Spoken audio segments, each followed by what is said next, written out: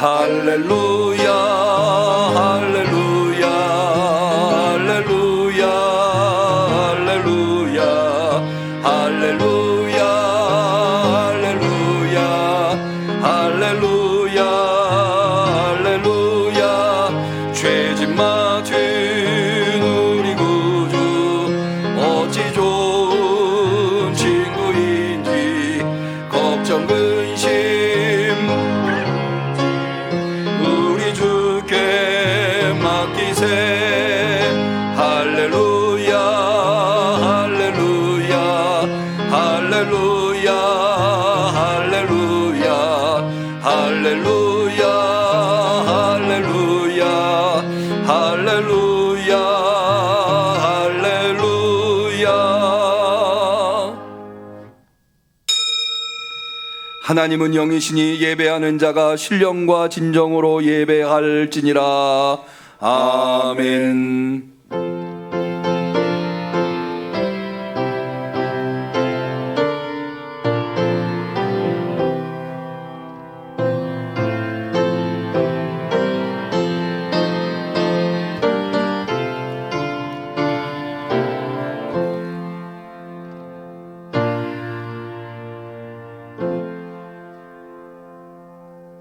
여호와께서 통치하시니 만민이 떨 것이요 여호와께서 그룹 사이에 좌정하시니 땅이 요동할 것이로다. 여호와께서 시온에서 광대하시고 모든 민족 위에 높으시도다. 너희는 여호와 우리 하나님을 높이고 그 성산에서 경배할지어다.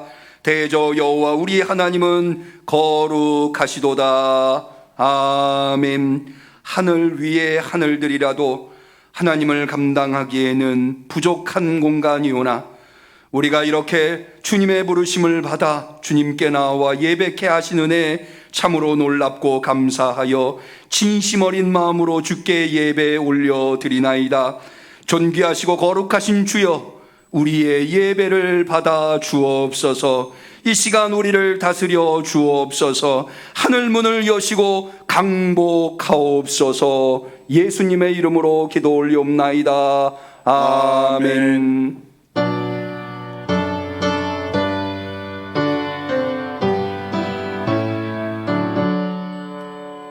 거룩 거룩 거룩 전능하신 주여, 천지 만물 모두 주를 찬송합니다.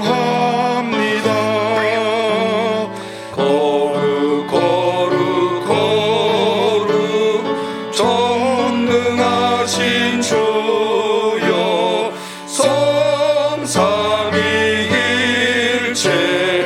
우리 주로다.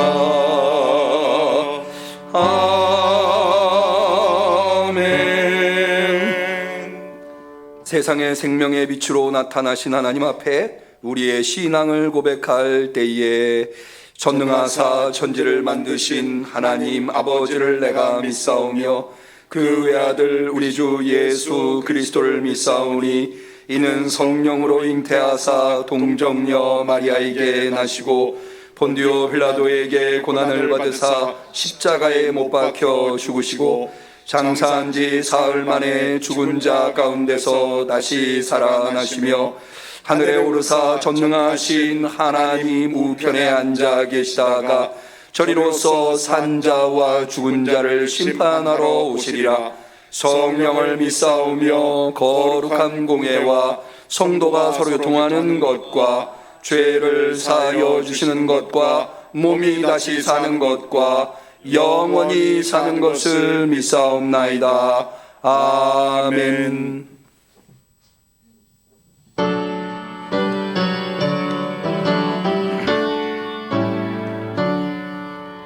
햇빛을 받는 곳마다 주 예수 왕이 되시고 세상 끝날 때까지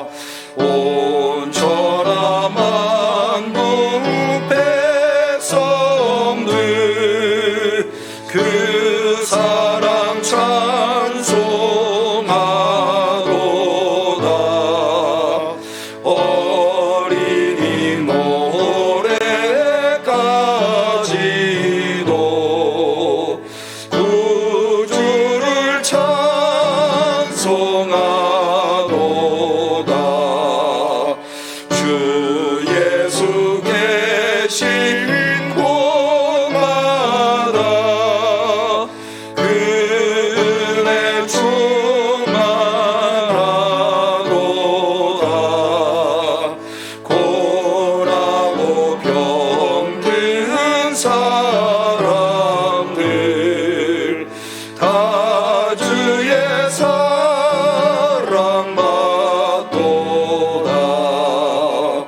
이 세상 모든 만물아 주 앞에 경배하여라. 저 천군 천사 다 함께 주 앞에 찬송하여라.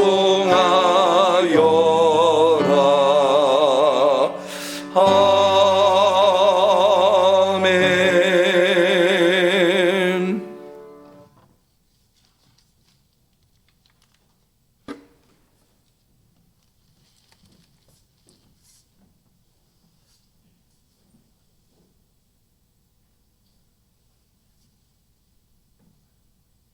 거룩하신 하나님 아버지, 언제나 우리의 영원한 소망과 생명이 되신 주님께 존귀와 영광과 감사를 드립니다.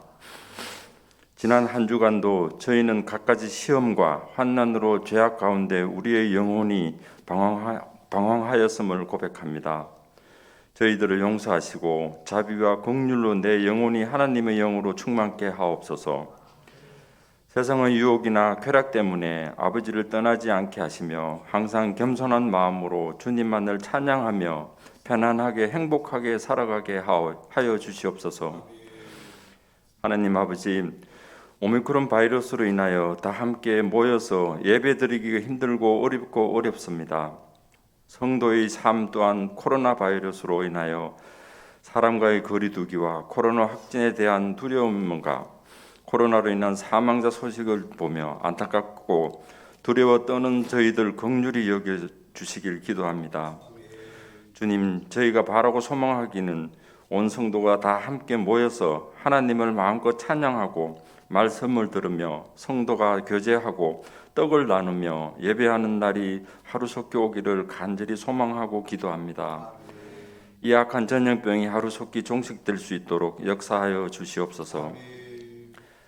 3월이면 이 나라의 대표를 뽑는 날이 다가옵니다. 주님, 저희들에게 분별할 수 있는 눈을 허락하시어 이 나라에 꼭 필요한 인물이 선출되어 경제, 외교, 안보 등 안정을 되찾고 하나님께 영광 올려드리는 복된 나라 되게 인도하여 주시옵소서. 세계는 위기의 시대입니다. 힘 있는 러시아는 우크라이나를 가지겠다고 전쟁을 시작하였습니다. 무엇을 위한 전쟁인지, 누구를 위한 전쟁인지요. 문명과 이기의 발달이 결코 인간들을 선하게 하지 못하고 과학의 발달도 사람들을 사랑으로 하나 되게 하지 못함이 분명합니다. 영적으로 거듭나지 않으면 우리는 영원히 하나님의 나라를 볼 수 없으며 하나님의 자녀로 새로 태어나지 않으면 영혼의 받음할 수 없음을 자명합니다. 인간들은 서둘러 자신의 욕망을 취하지만 하늘에 계신 하나님의 어리석은 인간의 동맹에 코웃음을 칠 수뿐입니다. 사랑의 주님, 사랑하는 주의 성도들이 믿음 안에서 강건케 하시고 하시는 사업과 직장 위에 늘 하나님의 은혜가 충만케 하옵소서. 사랑으로 하나가 되는 은혜를 주시옵소서. 영적인 침체를 벗어나게 하시고 다시 기도로 뜨거워지는 교회와 성도들이 되게 하옵소서. 교회 각 기관에서 수고하는 손길들을 기억하시고 헌신 봉사할 때 사람의 지혜가 아닌 하나님께서 주시는 지혜와 사랑으로 맡은 바 직분을 잘 수행할 수 있도록 은혜 내려 주시옵소서. 그들의 수고와 성령의 역사하심으로 늘 승리하는 예배가 되게 하시고 교회가 더욱 든든하게 세워지게 하옵소서. 목사님을 위해 기도합니다. 영육 간에 강건함 주옵시고 영혼을 사랑하게 하신 주께서 오늘 말씀을 선포하시는 목사님께 크신 은혜와 능력을 허락하심으로 말씀의 역사가 일어나게 도와주시옵소서. 교회의 전도사님들을 비롯한 전 교역자들 위에도 함께하여 주시옵고 가정과 자녀들을 책임져 주실 줄 믿습니다. 은혜의 찬양을 아버지께 올려드리는 시온 찬양들을 축복하여 주시옵소서. 예수 그리스도의 이름으로 기도드렸습니다. 아멘.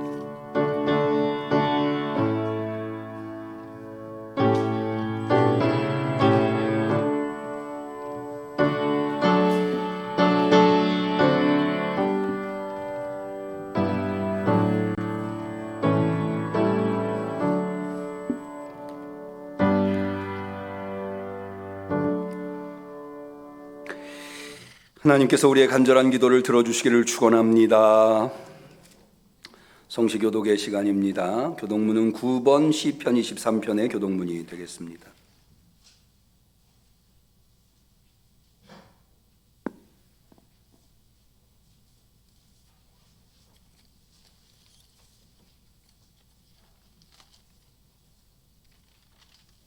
교독문 9번 시편 23편.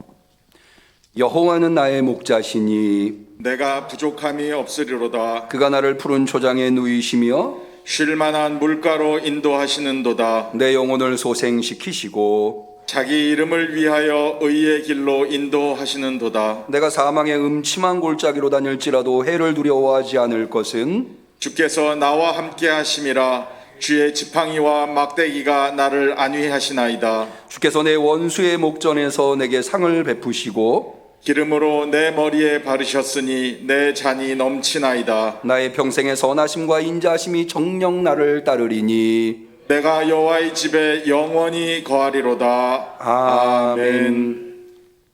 하나님의 말씀은 마태복음 17장 1절 2절의 말씀이 되겠습니다. 신약성경 28페이지 주현절 8번째 주일, 특별히 변모주일에 사모하는 심령으로 주 앞에 나와서 예배드리시는 우리 성도님들에게 주신 하나님의 소중한 말씀입니다. 방송실 마이크 볼륨을 조금만 낮춰주시면 하우링이 조금 나는 것 같아요. 마태복음 17장 1절 2절 말씀, 우리 다 같이 하나님의 말씀을 받들어 읽도록 하겠습니다. 엿새 후에 예수께서 베드로와 야고보와 그 형제 요한을 데리시고 따로 높은 산에 올라가셨더니 저희 앞에서 변형되사 그 얼굴이 해같이 빛나며 옷이 빛과 같이 휘어졌더라. 이는 하나님의 말씀입니다. 아멘. 시온 찬양대의 특송이 있겠습니다.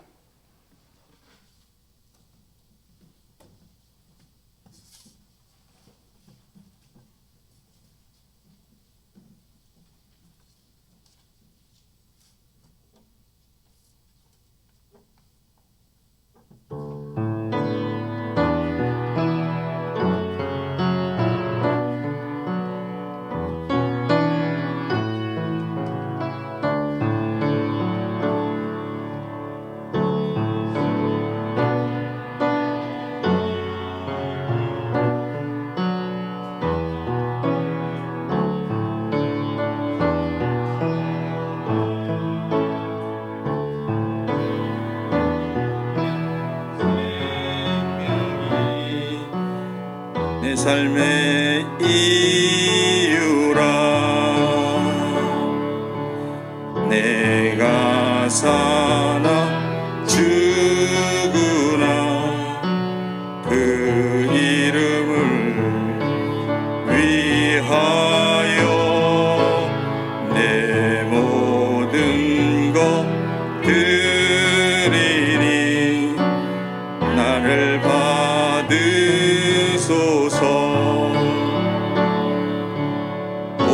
오직 주만 따라갑니다. 오직 주만 높임 받으소서. 내 평생에 그 이름을 그의 선하심을 세상에 노래합니다. 그 이름에 그 신능력 영원한 생명이 내 삶의 이유라.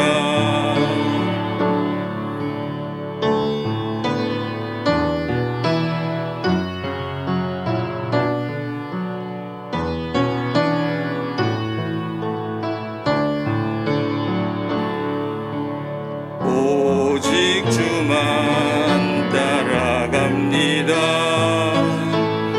오직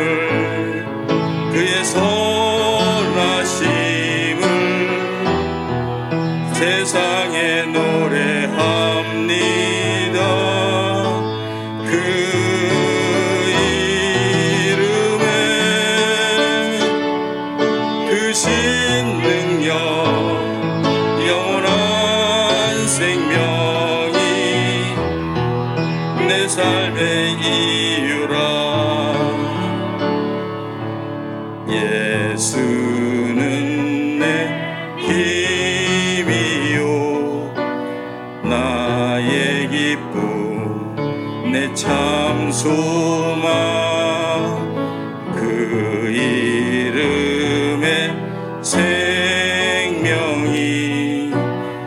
내 삶의 이유라.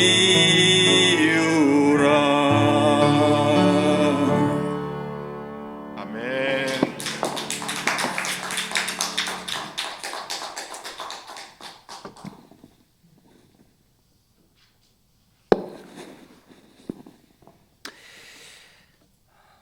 지난 한 주간 어떻게 보내셨는지요? 이렇게 건강한 모습으로 대면으로 비대면으로 예배드리시는 우리 성도님들을 만나 뵙게 돼서 너무나 반갑고 감사하고 저렇게 예배를 통해서 특별히 말씀을 통해서 어렵고 힘든 시대를 살아가고 있는 우리 성도님들에게 위로해 주시고 힘과 용기를 주시고 또 모든 어려움들을 이겨낼 수 있는 넉넉한 힘을 공급해 주시기를 주님의 이름으로 간절히 축원합니다. 오늘은 변모주일입니다. 변모주일은 주현절 마지막 주의 주일이면서 사순절 직전에 있는 주일을 교회는 변모주일이라고 하여 지키고 있습니다. 이 변모주일의 근거가 되는 하나님의 말씀이 바로 오늘 우리가 읽은 마태복음 17장 1절에서 9절에 나오는 내용이 되겠는데요.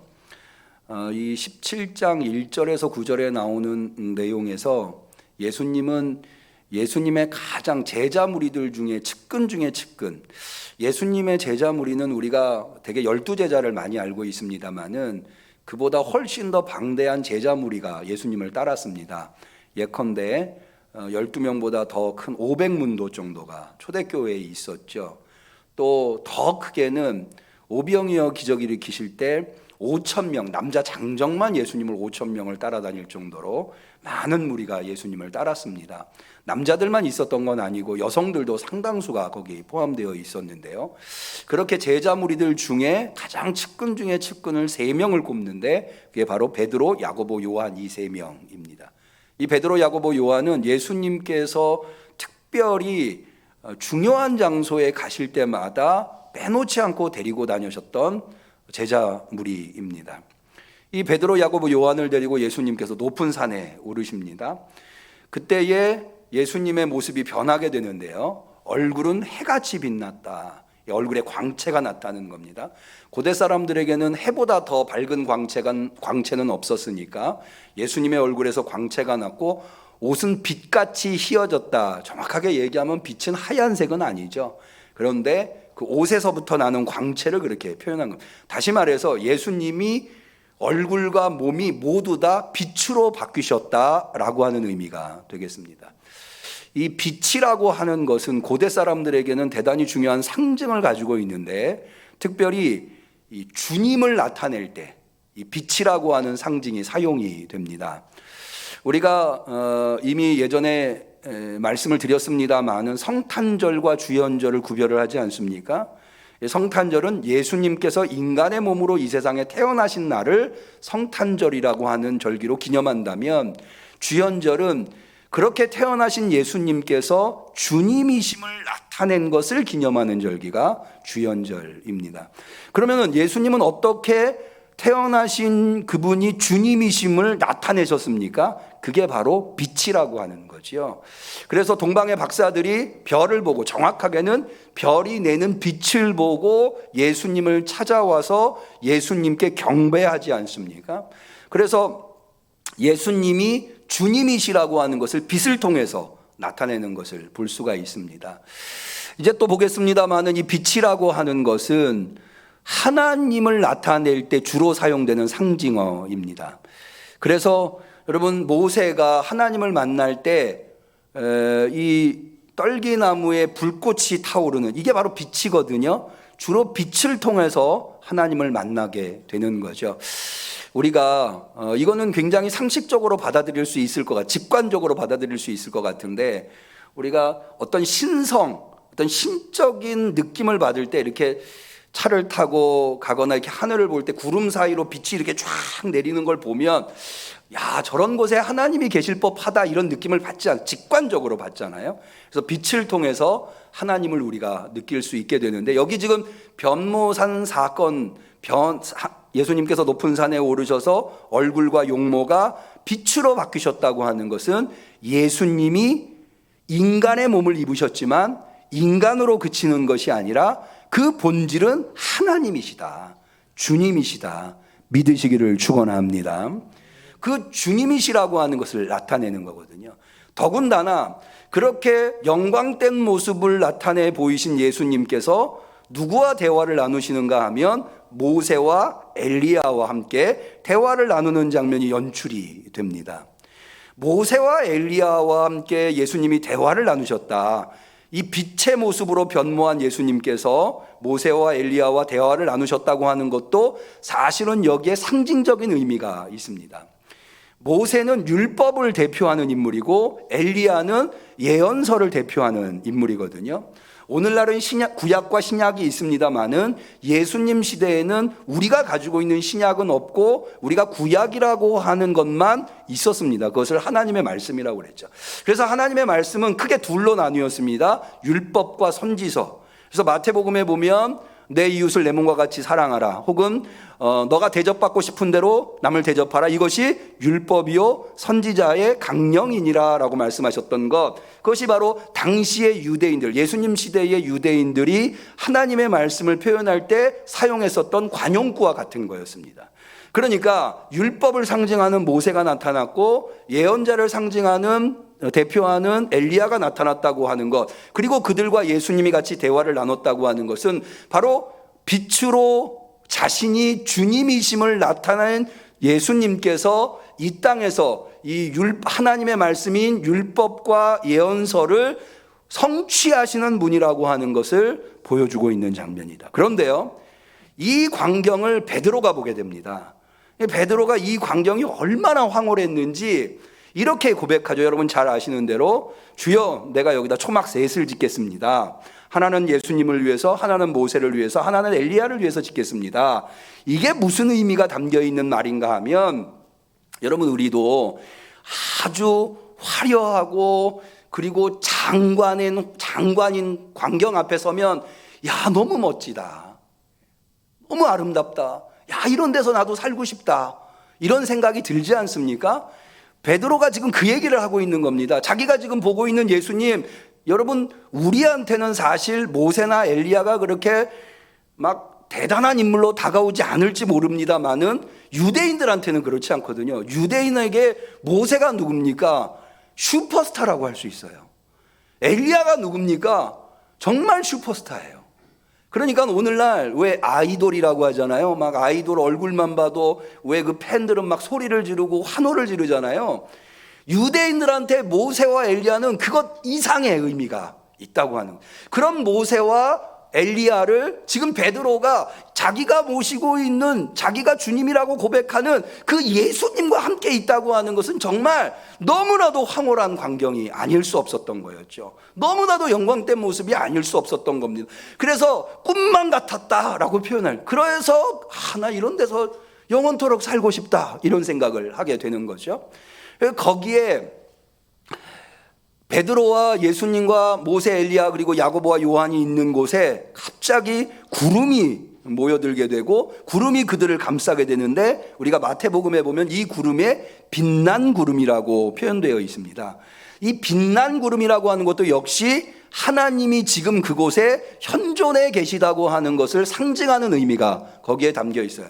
여러분, 하나님은 영이시기 때문에 인간의 육신의 눈으로는 보이지 않습니다. 그렇기 때문에 하나님이 우리와 지금 함께 계시다고 하는 것을 우리는 어떻게 알 수 있을까요? 이 고대인들은, 특별히 유대인들의 전통에 의하면 하나님이 거기 계시면 하나님은 우리와 완전히 다른 존재, 지존하신 분, 거룩하신 분이기 때문에 우리가 있을 때와는 다른 현상이 발생한 거라고 생각을 했습니다. 그래서 거기에 구름이 생기고 빛이 생기고, 더 나아가서 막 지진이 일어나고 천둥번개가 이렇게 생기고, 이런 것들은 고대 사람들이 지금 하나님이 여기 계신다, 이런 느낌을 갖게끔 만든 거죠. 그래서 여러분 잘 아시다시피 하나님께서 이스라엘을 애굽에서 건지셔서 광야 40년을 인도하시는데 어떻게 인도하십니까? 낮에는 구름 기둥, 밤에는 불 기둥으로 인도하시는 거예요. 이 구름 기둥과 불 기둥이 뭐냐? 그것이 바로 사실은 뭐 구름이 인도했다, 불이 인도했다 이런 의미가 아니고요. 그런 의미라기보다는 하나님이 지금 이스라엘과 함께 하셔서 이스라엘을 이끄신다라고 하는 것, 사실은 이스라엘에게는 하나님이 함께 하신다고 하는 의미가 대단히 중요합니다. 여러분, 여호와라고 하는 이름, 하나님의 이름이죠. 모세를 통해서 알려주신 이름인데, 여호와라고 하는 이름의 의미가 뭔지 아십니까? 뭐 어떤 분들은 I am that I am, 나는 스스로 있는 나다 이렇게 번역하기도 하지만 사실은 이거는 명사가 아니라 문장입니다. 나는 함께 있는다라고 하는 의미거든요. 그 문맥을 따져보면 모세를 하나님께서 애굽의 바로에게 보낼 때 모세가 거부합니다. 내가 누구간데 바로한테 가서 이스라엘 백성을 이끌어내라고 말합니까? 라고 했을 때 하나님께서 모세에게 알려주신 이름이 여호와거든요. 너가 지금 혼자 가는 거 아니다. 내가 너와 함께 한다. 이스라엘이 애굽의 노예 민족으로 있는 게 아니다. 하나님이 이스라엘과 함께 한다. 이게 바로 여호와라고 하는 이름이고, 그것이 이제 마태복음에 오면 임마누엘의 뜻이 뭐죠? 하나님이 우리와 함께 하신다라고 하는. 그래서 하나님이 우리와 함께 한다고 하는 것은 유대인들에게 이스라엘의 신앙에서 대단히 중요한데, 지금 빛난 구름이 그들 가운데 있다고 하는 것, 예수님의 변화된 모습, 빛된 모습으로 나타나셨을 때 구름이 그들 가운데 있다고 하는 것, 거기에 예수님, 모세, 엘리야와 제자들만 있는 게 아니라 누가 또 거기에 계신 거예요? 하나님이 거기에 계신 거예요. 믿으시기를 축원합니다. 그렇게 계신 하나님께서 예수님을 향해 두 가지를 말씀하시는데, 첫 번째는 예수님을 향해서, 두 번째는 베드로와 제자들을 향해서 말씀하시죠. 첫 번째 말씀은 뭐냐 하면 저는 나의 사랑하는 아들이다 라고 하는 말씀을 하십니다. 이거는 여러분이 잘 아시는 대로 예수님께서 세례 받으실 때에 물 위로 올라오실 때 하늘이 열리고 하늘에서 소리가 나죠. 이는 내 사랑하는 아들이요 내가 저를 기뻐한다 라고 말씀하셨는데, 그 말씀과 같은 말씀이 여기 지금 변화산에서 예수님을 향해서 선포된, 이거는 명백하게 하나님이 하시는 말씀이시죠. 하나님이 예수님을 향해서 너는 내가 사랑하는 아들이다, 저는 내 사랑하는 아들이다 라고 표현했을 때 그것은 가지고 있는 의미가 뭐냐 하면 바로 주님이다. 여러분, 오늘날 이 주님이라고 하는 단어는 이 단어가 가지고 있는 의미가 뭐냐면 하나님이다, 경배의 대상이다 라고 하는 의미도 있지만, 원래는 이 주라고 하는 단어는 그리스도로부터 왔습니다. 그래서 여러분, 베드로가 예수님한테 뭐라고 하면 주는 그리스도요, 살아계신 하나님의 아들이다, 하나님의 아들이다, 그리스도다, 주다 라고 하는 것이 다 같은 맥락에 있는 단어라고 할 수 있습니다. 그러면 그리스도는 어디에서 온 말입니까? 메시아라고 하는 히브리어에서 왔습니다. 이 단어들이 다 뭘 의미하냐? 기름 부음 받은 자라고 하는. 그러면 이 기름 부음 받은 자라고 하는 것이 어떤 의미이냐? 통치자라고 하는, 하나님이 보내주신 정통성 있는 하나님의 통치자다라고 하는 의미가 거기에 담겨 있는 겁니다. 여러분, 오늘날은 통치자가 정통성이 있으려면 어떠합니까? 백성이, 국민이 투표를 통해서 뽑아야 되죠. 그러나 고대에서는 그렇지 않았어요. 고대에서 통치자가 정통성이 있으려면 하나님이 선출해 주셔야 돼요. 그러면 하나님은 어떤 방식으로 통치자를 보내주십니까? 태어나는 방식으로. 여러분, 우리가 태어날 때 부모가 원해서 나 같은 자녀를 태어나게 한 것도 아니고, 자녀가 원해서 그 부모 밑에서 태어난 게 아니죠. 그래서 이건 부모 자식 간의 인연을 누가 맺어줍니까? 하늘이 맺어주는 거죠. 그래서 부모 자식 간의 인연을 뭐라고 합니까? 천륜이라고 하죠. 하늘 천자를 사용해서. 그래서 하늘이 맺어준 인연이죠. 다시 말해서 여러분, 고대에서는 왕이 누가 되면 세자가 왕이 됩니다. 세자는 어떻게 됩니까? 어떻게 세자가 됩니까? 태어나는 거예요. 대부분은 왕의 정실 부인에게서 태어난 첫 번째 아들이 세자가 되거나. 그러니까 그렇게 세자로 태어나도록 하나님이 보내주시는 거다. 그러니까 하나님이 보내주셔야 정통성 있는 통치자가 되는 거예요. 그래서 중국의 황제를 뭐라고 이야기하죠? 천자 이렇게 이야기를 하죠. 천자라고 하는 말이 뭐예요? 하늘의 아들이라는 뜻이죠. 그러니까는 이게 다 통치자를 의미하는 고대의 상징적인 의미. 그러니까 하나님께서 예수님한테 이는 내 사랑하는 아들이다 라고 말한 것은 내가 예수를 너 인류의 통치자로, 정통성 있는 통치자로 세우셨다라고 하는 거예요. 다시 말해서 너희의 주님이라는 거예요. 그것은 곧 뭘 의미하느냐? 그 다음에 이 구름 속에서 난 소리가 예수님을 향해서 저는 내 사랑하는 아들이다라고 말씀하시고, 베드로와 제자들을 향해서 이렇게 너희는 저의 말을 들으라 이렇게 말씀. 너희는 저의 말을 들으라. 이거는 당연하게 아까 저는 내 사랑하는 아들이라고 하는 말의 의미가 뭐라고 그랬죠? 하나님이 보내주신 정통성 있는 인류의 통치자. 여러분, 통치자라는 의미, 통치자라고 한다면 우리는 그의 통치를 받아야 되겠죠. 여러분, 우리는 대한민국 국민이에요. 대한민국은 법치국가입니다. 법에 의해서 통치되는 국가예요. 그러니까는 대한민국의 국민이면 다 법의 통치를 받아야 되는 거죠. 법의 통치를 어겨서는 안 돼요. 법을 어겨서는 안 되는 거예요. 왜? 대한민국은 법치국가니까. 여러분, 우리 그리스도인들의 통치자는 누구입니까? 예수 그리스도시죠. 한번 우리 고백해 볼까요? 나의 통치자는 예수 그리스도십니다. 믿으시기를 축원합니다. 확신하시기를 바랍니다. 그렇다면 내가 예수님을 그리스도로 고백했고, 내가 예수님을 하나님의 아들로, 내가 예수님을 주님으로 고백했다면 나는 누구의 통치를 받아야 돼요? 예수님의 통치를 받아요. 그래서 하나님께서 구름 속에서 베드로와 제자들에게 말씀하시기를, 예수님을 향해서 저는 내 사랑하는 아들이다. 그러니 너희는 저의 말을 들어야 한다 라는 거예요. 여러분, 오늘날 어쩌면 이 가장 기본적인, 가장 신앙의 근본적인 예수가 그리스도시며 우리의 주시며 하나님이 세우신 정통성 있는 통치자로 고백함에도 불구하고 우리가 그의 말을 안 들어서, 어쩌면 오늘날 많은 그리스도인들이 잘못된 길로 가고 있고, 교회가 어려움에 빠지고 있고, 교회가 세상을 걱정하는 것이 아니라 세상이 교회를 걱정하게 되는 이런 지경에까지 이른 것이 아니냐. 여러분, 우리 응암교회 성도님들은 예수님을 그리스도로 고백하셨다면 여러분 모두 다 예수님을 그리스도로 고백하는 줄로 믿습니다. 예수 그리스도의 말씀을 따르실 수 있기를 축원합니다. 그렇게 예수님을 향해서 하나님께서 이렇게 말씀하시고 제자들이 그 말씀을 듣자 여러분, 제자들이 엄청난 두려움에 쌓이게 돼요. 여러분, 인간이라고 하는 존재는 하나님의 음성을 아무 대책 없이 듣게 되면 심각한 두려움에 휩싸일 수밖에 없어요.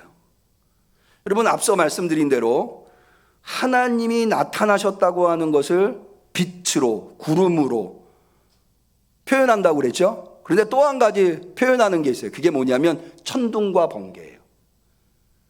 여러분, 이거는 직관적으로 우리도 현대 과학 문명의 발달에 있는 오늘날 그리스도인들도 느낄 수 있는 거예요. 여러분, 만약에 갑자기 하늘에서 마른 날의 날벼락이다 이런 얘기 표현하잖아요. 갑자기 하늘이 구름이 끼고 막 천둥 번개가 치고, 그 천둥 번개가 한 번으로 끝나는 게 아니라 막 1시간 동안 천둥 번개가 우르르 쾅쾅 우르르 쾅쾅 빛이 막 번쩍번쩍 하면은 여러분, 누구라도, 사실 그리스도인이 아니어도 누구라도 두려움 가운데 있을 수밖에 없어요. 한 번은 이런 일이 있었어요. 저희가 이제 아버님 어머님 6 식구잖아요. 저희 아버님 목사님이신 거 잘 아시죠? 낮에 이제 식탁에 둘러앉아서 식사를 하고 있었어요. 그런데 갑자기 구름이 끼더니 세상이 갑자기 새까맣게 어두워진 거예요. 그러면서 막 천둥 번개가 막 번쩍, 낮에. 그러니까 저녁이었다면 불이라도 켜놨겠지만 낮에 그렇게 되니까 화나던 곳이 갑자기 막 새까맣게, 옆 사람을 못 알아볼 정도로. 그렇게 한 5분이 지났으려나? 한 5분 10분이 지나고 났더니 구름이 싹 걷히더라고요. 맑은 날이 환하게. 그래서 제가 이렇게 봤더니 아버님이 어머님 손을 꽉 붙잡고 계시더라고요. 그래서 제가 아버지한테, 아버지 왜 이렇게 어머니 손을 붙잡고 계세요? 그랬더니 엄마 혼자 하늘로 올라갈까 봐. 아버지가, 이거는 저희 아버님이 목사님이신데도 이게 막 갑자기 막 새까맣게 어두워지고 막 천둥 번개가 치니까 두려우셨던 거예요. 누구라도 그럴 수 있는 거예요. 누구라도. 인간은 하나님 앞에서 그런 존재일 수밖에 없어요. 왜? 연약하고 또 죄 많은 인생을 살아왔기 때문에. 누가 하나님 앞에서 죄 없다 할 수 있어요? 그 지존하시고 거룩하신 하나님 앞에 섰을 때, 하나님을 맞닥뜨렸을 때 두려울지 아니할 사람이 누가 있겠어요? 베드로, 야고보, 요한이 예수님을 따랐습니다마는 그들도 역시 마찬가지. 그 구름 속에서 난 소리 가운데에서, 여러분, 모세가요 처음부터 하나님의 계명을 받으러 산에 올라갔었던 건 아니에요. 모세를 위시해서 이스라엘 백성이 산 앞으로 모여요. 그랬더니 하나님께서 직접 이스라엘한테 계명을, 하나님의 계명을 알려주시려고 하세요. 그래서 말씀해 주셨어요. 그랬는데 이스라엘이 그 말씀을 듣고는 막 두려웠다는 거예요. 죽을 것 같은 거예요. 그래서 모세를 따로 불러요. 모세시여, 모세시여, 우리가 직접 하나님의 음성을 들으니까 너무 두렵습니다. 우리가 죽을 것 같습니다. 그러니 모세, 당신께서 하나님의 음성을 듣고 그것을 우리한테 모세가 전달해 주십시오. 이렇게 되어 있어요. 그러니까는 이걸 통해서 하나님의 음성, 하나님을 직접 뵈는 거는 둘째치고 음성만 들어도 인간은 그 앞에 엎드릴 수밖에, 두려울 수밖에, 꼼짝달싹 못할 수밖에 없었던 거죠.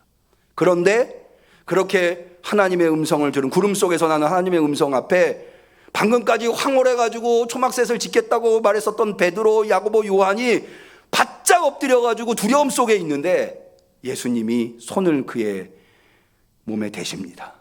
그러면서 이렇게 두려워하지 말아라. 여러분, 저는 여기에 대단한 의미가 있다고 봐요.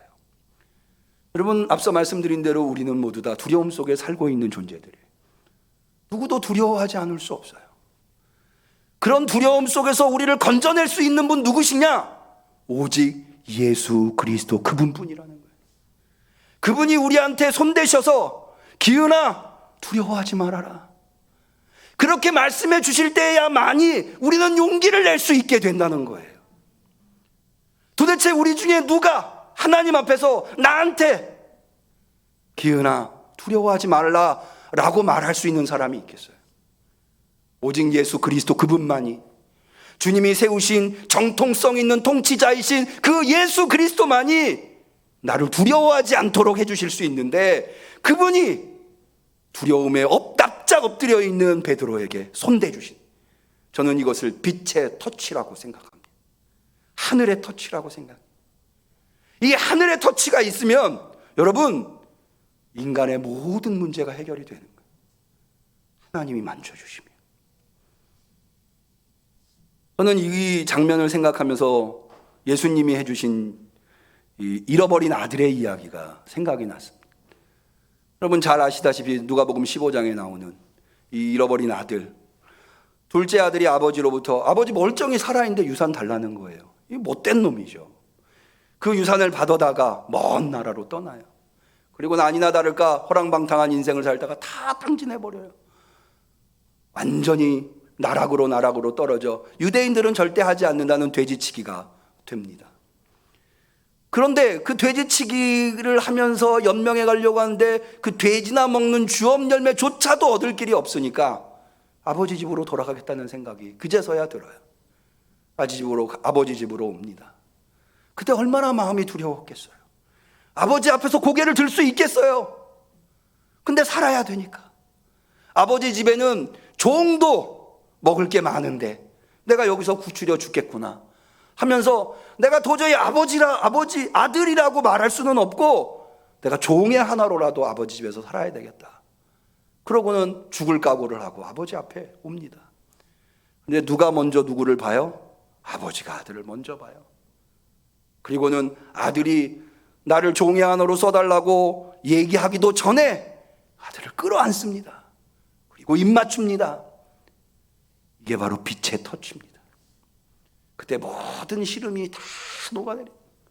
도저히 용서받을 수 없는, 도저히 그 두려움에서 헤어나올 수 없는 이 둘째 아들이 모든 두려움에서 벗어나고 어둠에서 빛으로 나아갈 수 있게 되는 거예요. 여러분, 오늘날 많은 사람들이 코로나로 인해서, 경제적인 어려움으로 인해서 두려움 속에서, 자기의 죄 때문에 두려움 속에서 살아가고 있어요. 우리 응암교회 성도님들, 그런 두려움 속에 있을 때 주님이 여러분들을 만져주시기를, 손대 주시기를, 두려워 말라 말씀해 주시기를 축원합니다. 그렇게 예수님께서 손대 주시자 베드로가 눈을 비로소 들을 수 있게 되어요. 그리고는 보니까는 예수님이 원래의 모습으로 돌아오시고 모세와 엘리야도 사라지고 구름도 사라졌어요. 자기들만 있는 거예요. 예수님과 제자들이 산 아래로 내려올 때 예수님이 아주 이해하기 어려운 이야기 말씀 하나를 하세요. 그게 뭐냐 하면, 내가 죽은 자 가운데서 부활할 때까지는 오늘 너희가 본 것을 아무에게도 말하지 말아라 라고 말씀하십니다. 이 말씀의 의미가 무엇일까? 그것은 바로 방금 제자들이 본 그 영광, 그 황홀함, 그것은 언제 얻게 되느냐? 예수님께서 언제 얻게 되느냐? 죽은 자 가운데서 부활하신 다음에 얻게 된다는 거예요. 그 죽은 자 가운데서 부활하신다고 하는 것은 무엇을 의미하느냐? 예수님께서 예루살렘에 가셔서 많은 고난을 받으시고 십자가에 죽으시고 3일이 지난 후에 부활하실 때, 그러니까 모든 고난을 다 이겨내시고 감당하시고 난 다음에서야 예수님은 그 영광된 모습을 나타내시게 된다. 다시 말해서 고난을 통해서 주님은 영광에 이르게 된다고 하는 것, 그것을 의미합니다. 그래서 여러분, 이 주현절 마지막 제주 주일, 사순절을 앞두고 있는 이날, 이 변모주일이라고 해서 변화산 사건 이야기를 보는 이유가 바로 여기에 있습니다. 이 변화산 사건은 예수님의 모습이 빛으로 나타나서 그분이 주님이시라고 하는 것을 나타낼 뿐만 아니라, 그 빛이신 주님께서 이 땅에 오셔서 그리스도로서 정통성 있는 하나님의 통치자로서 우리를 구원으로, 생명으로 이끄는 방법이 무엇이냐?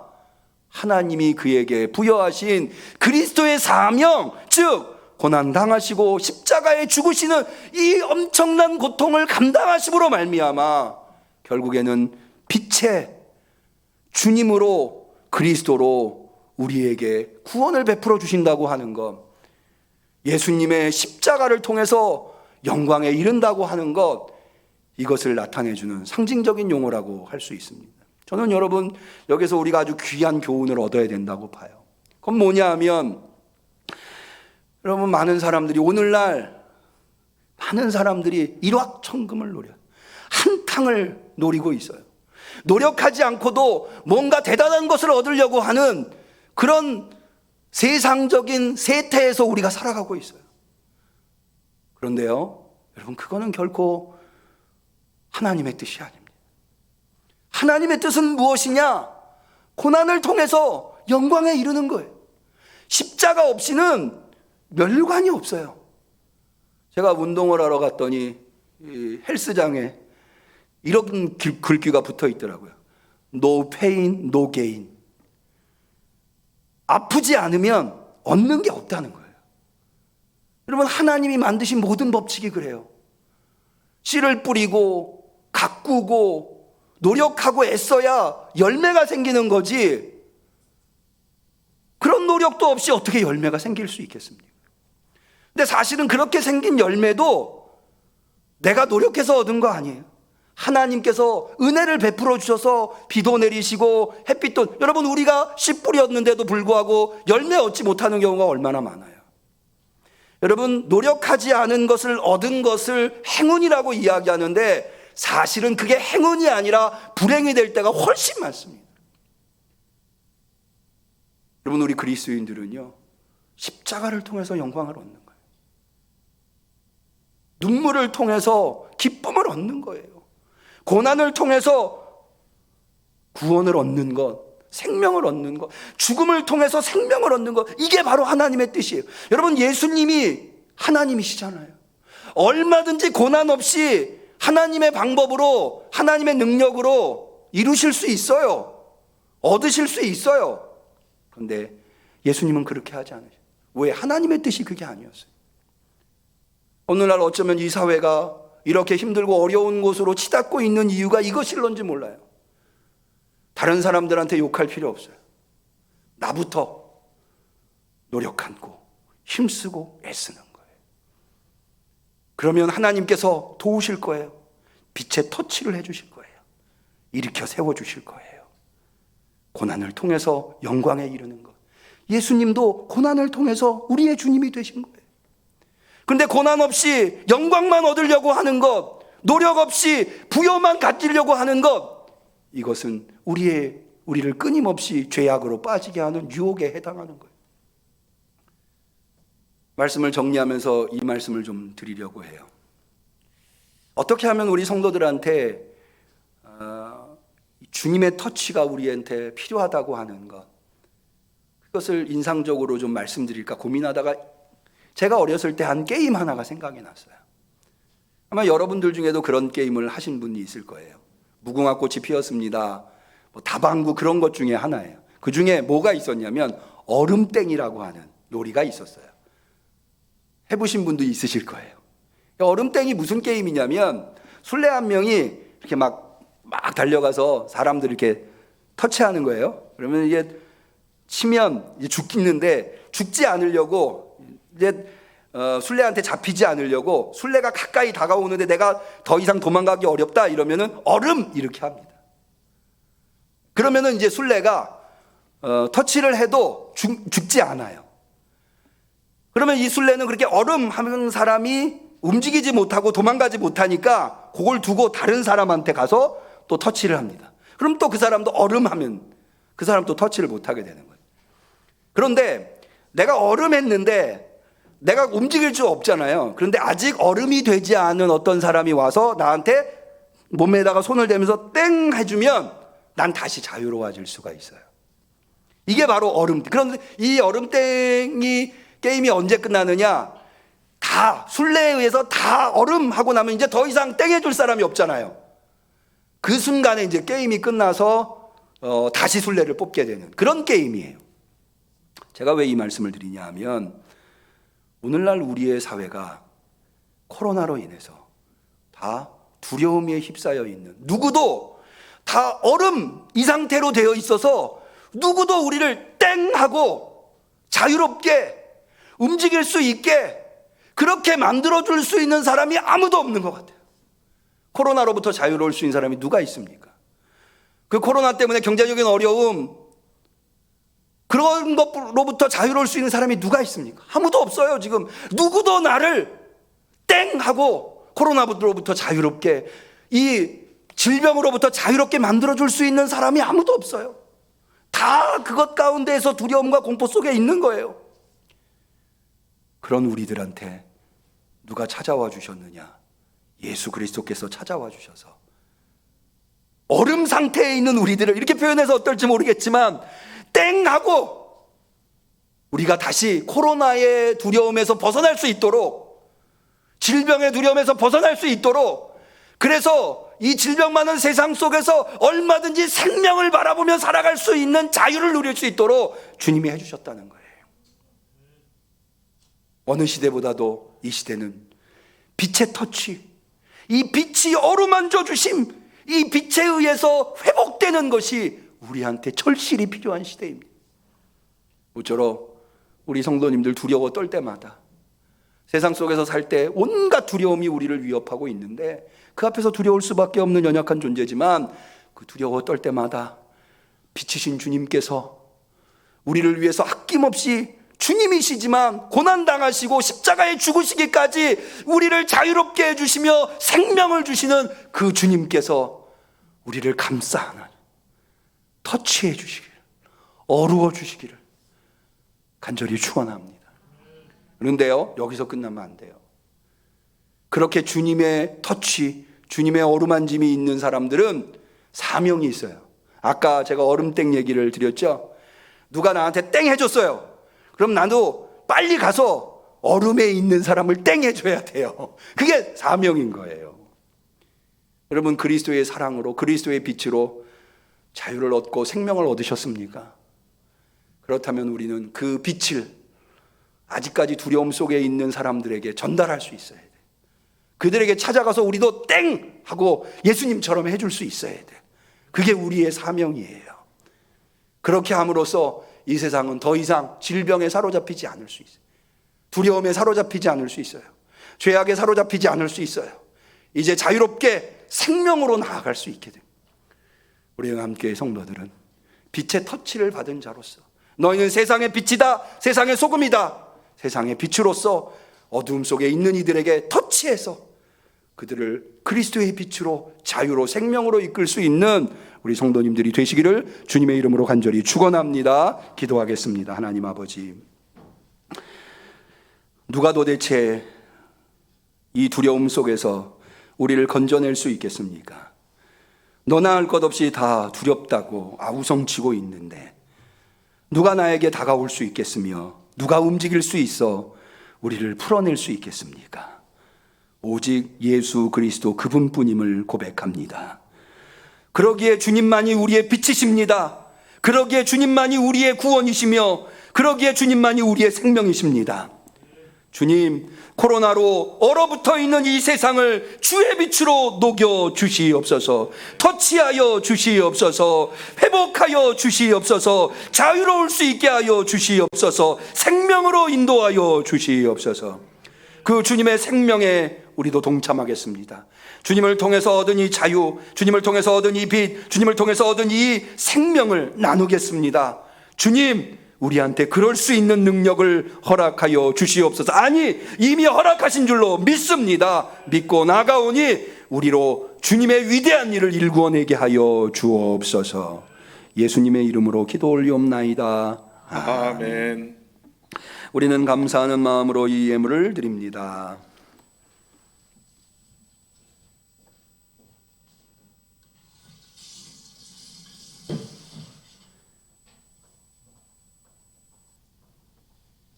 오늘 특별히 매년 우리 고 최선옥 권사님 기일에 우리 고 최선옥 권사님의 가족분들께서 예배에 참여하시고 특별히 최선옥 권사님의 손자 되시는 우리 김하늘 군이 헌금송을 해주시고 있습니다. 오늘도 김하늘 군께서 헌금송을 준비해 주셨습니다.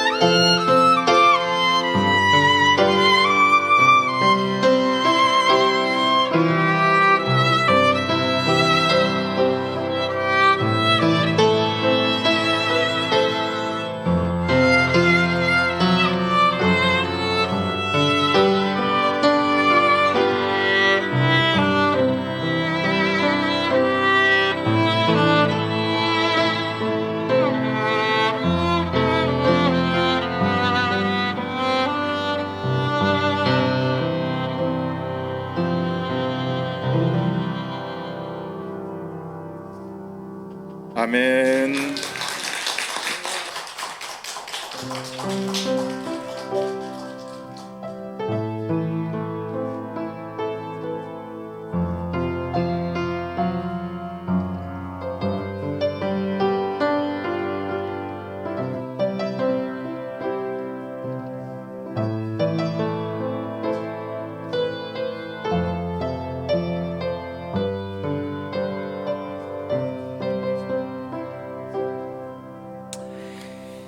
감사합니다.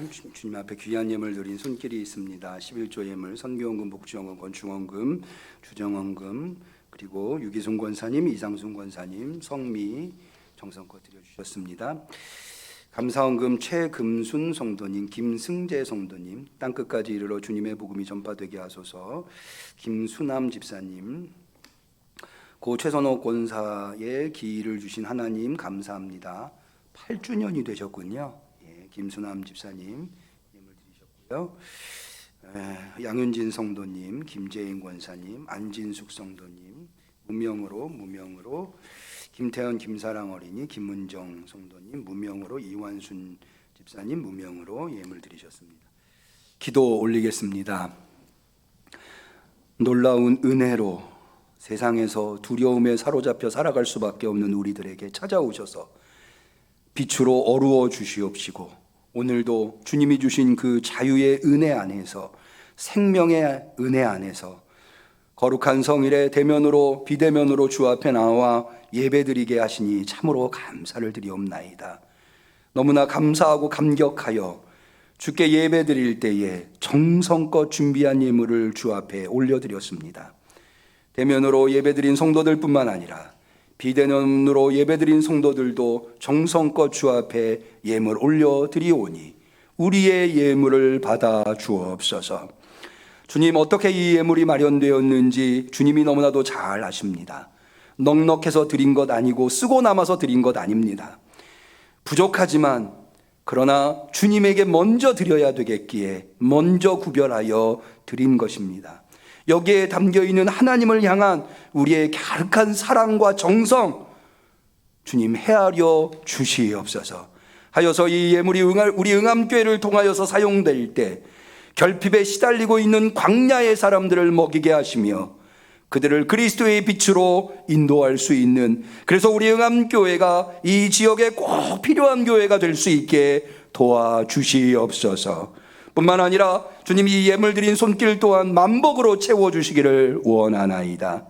주님, 저들이 눈물로 마련한 예물이오니 드려서 부족한 것이 아니라 오히려 드렸기 때문에 하나님의 복이 그 손을 떠나지 아니하여 그 손으로 하는 일마다 형통하며 많은 사람들을 나눠주고 베풀어주기에 부족함이 없는 귀한 예물, 복된 손길이 되게 하옵소서. 가정마다 곡식을 곳간에 채워주시옵시되 물질 때문에 눈물 흘리지 아니하게 하여 주옵시고, 주님이 맡겨주신 사명을 잘 감당할 수 있는 물질이 차고 넘치게 축복하여 주시옵소서. 주님, 무엇보다도 건강의 축복을 허락해 주시기를 원하나이다. 주님, 내 믿음이 너를 구원하였으니 건강할지어다 말씀하셨사오니 우리 응암교회 성도들 모두 다 건강하게 하여 주시옵소서. 몸져 누워있는 성도 단 한 사람도 생기지 않게 도와주시옵소서. 주님, 오늘 주 앞에 나와 예배드리는 성도들 중에 마음에 무거운 짐이 있는 자가 있습니까? 빛이신 주님께서 그 어두움들을 다 몰아내 주시옵소서. 주님께만 나오면 어두움이 빛으로 변하고 슬픔이 기쁨으로 변하고 고통이 희락으로 바뀌게 하여 주시옵소서. 그런 역사가 매일매일 나타나게 도와주시옵소서. 간절히 축복하며 예수님의 이름으로 기도 올리옵나이다. 아멘. 아멘.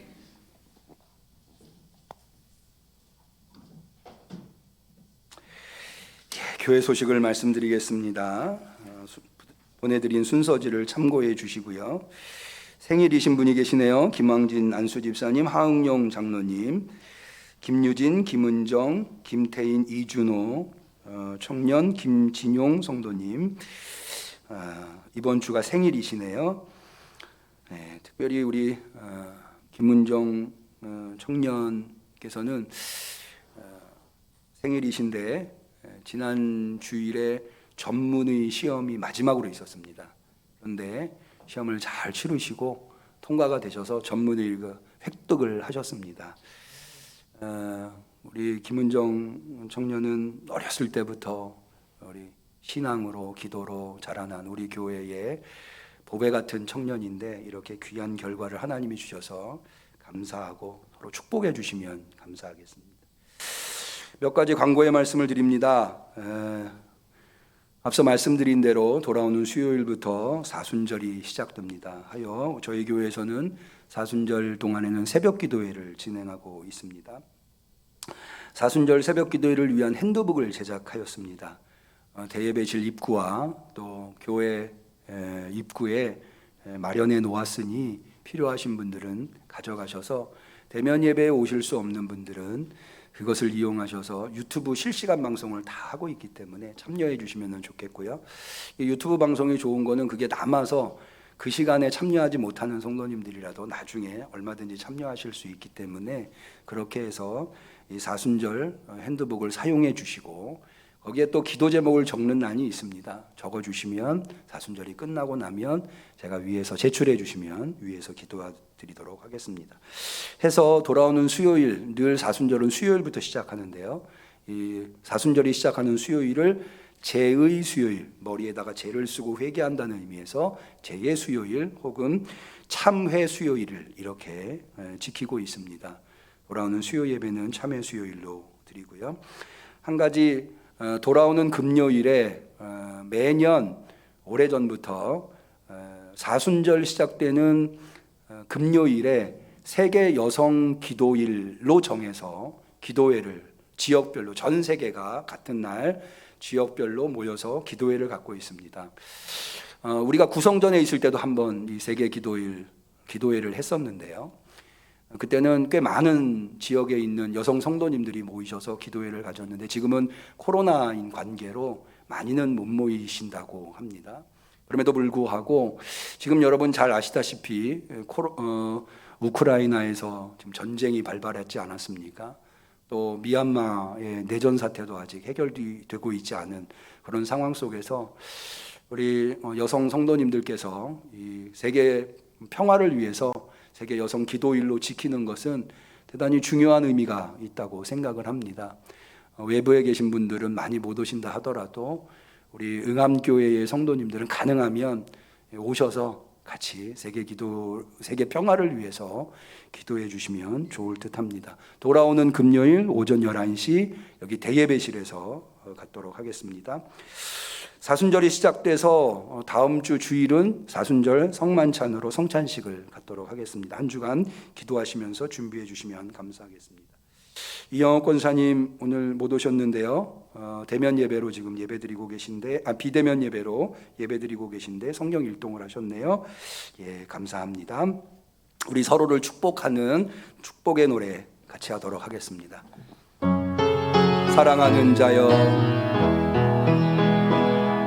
사랑하는 자여 너의 영혼이 잘된 같이 언제나 범사에 잘 되고 강건하기를 내가 간구하노라. 우리 하나님께 영광의 박수를 올립니다.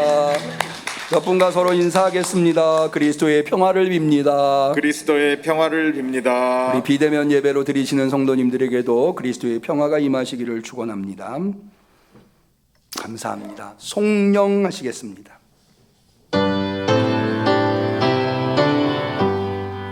권능과 지혜가 한없는 하나님 땅 위에 영원하시니 다 찬양하여라.